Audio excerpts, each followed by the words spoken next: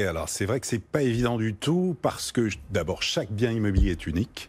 Chaque projet est unique, mais on a besoin, quand on veut acheter un bien immobilier, que ce soit pour habiter ou pour investir, de comparer, de sélectionner, de s'informer. Et c'est vrai qu'on a des données qui partent un petit peu dans tous les sens, que ce soit des données institutionnelles ou des données privées. Et voilà, donc c'est peut-être l'occasion aussi d'indiquer en tout cas où est-ce que l'on en est exactement. Alors tout d'abord, il y a bien sûr les prix des notaires de France qui publient régulièrement les prix des maisons et des appartements. Généralement, c'est 3 à 4 publications par an.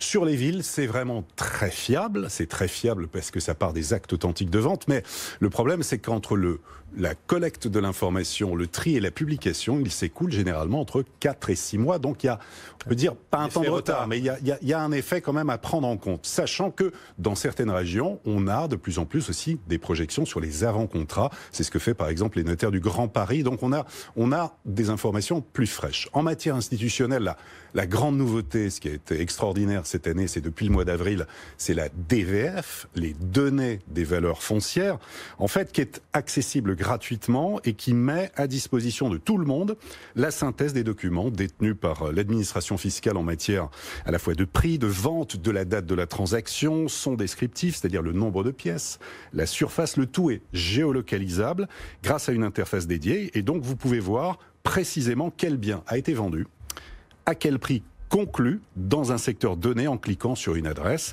Et la base restitue comme ça des ventes réalisées. Alors c'est entre 2014 et 31 décembre 2018.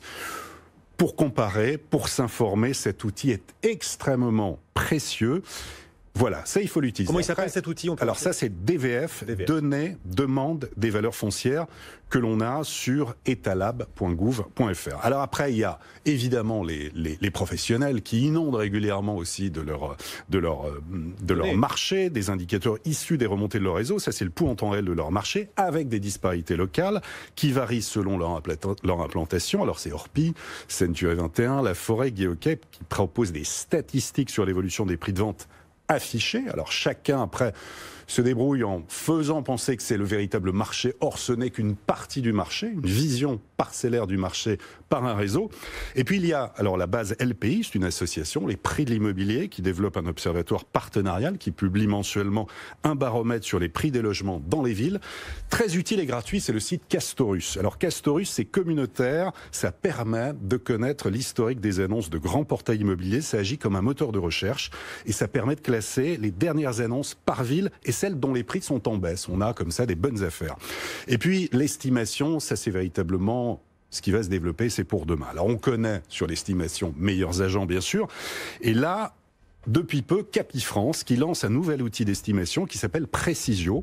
Alors là, les données sont issues de l'INSEE, de la DVF et c'est enrichi de sources privées qui proviennent par exemple d'agrégateurs de données pour les professionnels. C'est Yann Porte, c'est Cityscan qui parle évidemment de tout ce qui est commerce, école, à proximité et c'est l'ensemble des transactions du groupe, ce qui fait qu'on a une vision récente du marché. Ça, c'est destiné aux vendeurs, aux professionnels pour aiguiller notamment le vendeur puisqu'on seulement 17% des Français estiment avoir une idée précise de leur bien. Ah oui. Et puis pour terminer, donc c'est apporter davantage de transparence dans ce domaine, et ça c'est le pari de la start-up Priceable, qui utilise les dernières avancées en intelligence artificielle pour développer des algorithmes d'estimation les plus précis possibles, des données purement immobilières, public en open data, des données des propriétaires, des critères socio-économiques, services urbains, accessibilité, nuisances, tout doit être pris en compte et ça permet d'anticiper sur le Grand Paris, sur les phénomènes de gentrification,